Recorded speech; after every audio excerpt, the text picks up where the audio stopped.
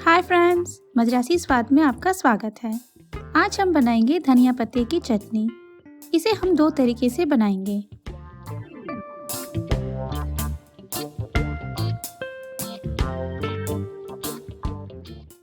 Mixie jar में डालें धुला हुआ धनिया पत्ता, 2 हरी मिर्च, 1 लहसुन, आधा इंच अदरक, 2 बड़ा चम्मच नारियल के टुकड़े।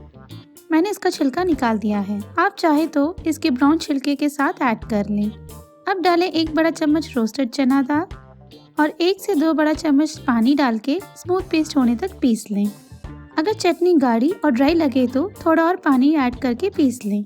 अब इसे सर्विंग बाउल में ट्रांसफर कर लें और नमक मिला के अच्छे से मिक्स कर लें।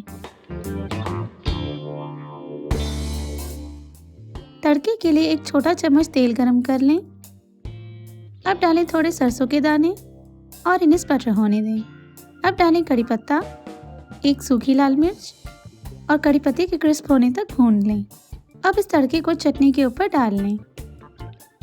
नारियल के साथ बनने वाली धनिया पत्ता चटनी तैयार है।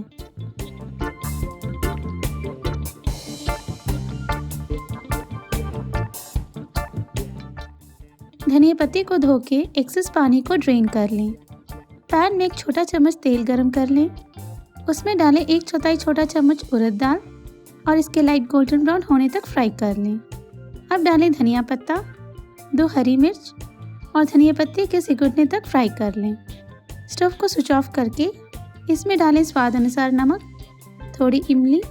आप इमली के बजाय 1 छोटा चम्मच नींबू का रस भी यूज़ कर सकते हैं। पूरी तरह से ठंडा होने के बाद इन्हें मिक्सी जार में भर लें और स्मूथ पेस्ट होने तक पीस लें।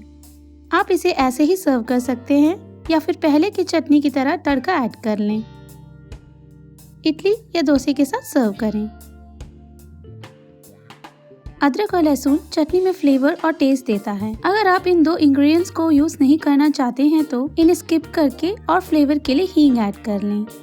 आप अपने प्रेफरेंस के हिसाब से हरी मिर्च ऐड कर लें। अगर आप और तीखा चाहते हैं तो हरी मिर्च की मात्रा अधिक कर लें।